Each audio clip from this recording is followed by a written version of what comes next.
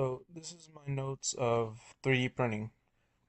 I took this from or my source is from a video called 3D Printing 101. Uh, the video is a complete beginner's guide to FDM or Fused Deposition Modeling 3D printing. It walks you through the fundamentals of how printers work and the exact steps to go from unboxing to producing successful prints. It compares FDM and to resin printing. It explains the major components of an FDM printer and shows how to work with 3D models, slicers, G-code, and the different filament types. You also get practical advice on the bed leveling, first layer success, troubleshooting, and calming failures, as well as choosing the right materials.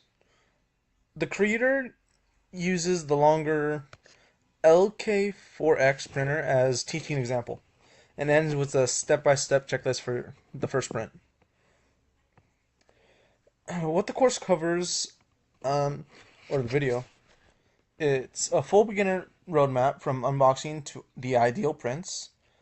Its topics include FDM versus resin, slicers, filaments, and troubleshooting. It encourages note taking for new users to um, take notes on what the different type of filaments you need, what sizes you need, and all that to make the print go smoothly. FDM versus resin printing. FDM melts filament layer by layer. Resin uses UV cured liquid and procures higher resolution. However, resin requires gloves and a respirator and washing the print after completion and curing it a lot more. FDM, it's not as accurate, but it can still do a lot more. It's easier to handle. You don't need to wear gloves, a respirator, or washing and curing it because the liquid, it doesn't come with liquid. It's not toxic, nothing like that. It also supports multicolor printing more easily. The parts of an FDM printer is the bed, the hot end, the extruder, Bowden tube, gantry, and the stepper motors.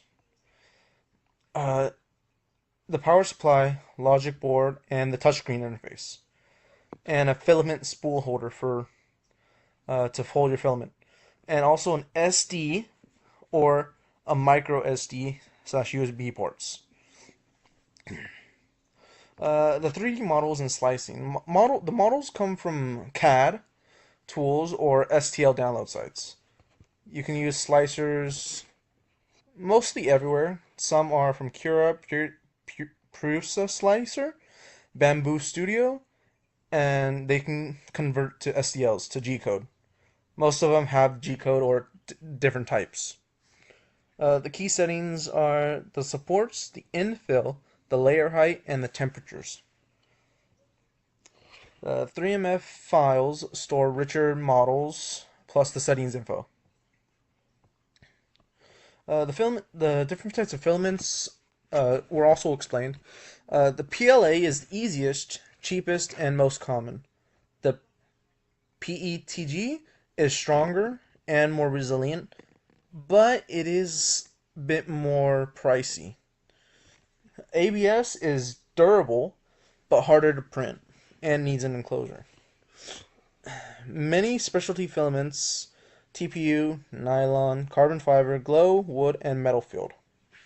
The importance of the first layer.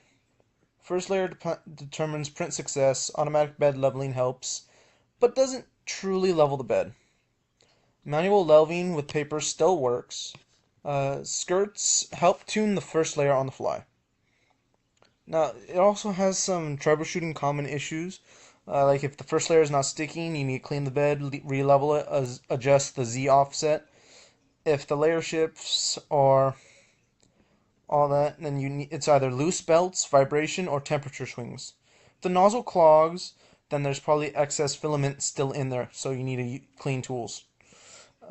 Under-over extrusion to check the flow rate and extruder health. Some pro tips he gave were to choose the models that need minimal supports, Use lower infill for faster, cheaper sprints. And paid models often offer superior design quality than the free free little models that you can get online. Forums and communities are invaluable to ask any questions, get support, and all that. Um, and that's just the first step-by-step walkthrough he went through on how to unbox it, to set the vultures, calibrate, level bed, all of that. And my source is 3D Printing 101, the ultimate beginner's guide on YouTube. And there are no 3D printing services near me. The closest is in Sunnyvale. Thank you. I know this is 6 minutes long.